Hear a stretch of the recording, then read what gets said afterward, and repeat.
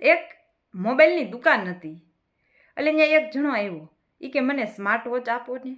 થોડીક વાર થઈ એટલે બીજો જણો આવ્યો. એ કે મને હેન્ડ ફ્રી આપો ને. અને થોડીક વાર થઈને એટલે ત્રીજો જણો આવ્યો.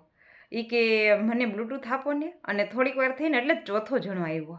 એટલે એ દુકાનવાળો હતો ને એ ચોથા જણાને જોઈ અને એમ કીધું, એ કે તમે તો ઓલા જ છો ને. એ કે SBI બેંકના મેનેજર.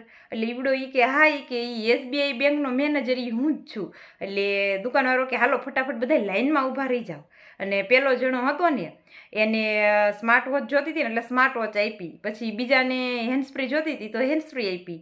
અને ત્રીજાને બ્લૂટૂથ જોતું હતું ને એટલે એ બ્લૂટૂથ આપ્યું. અને પછી જે બેંકનો મેનેજર હતો ને એનો વારો આવ્યો.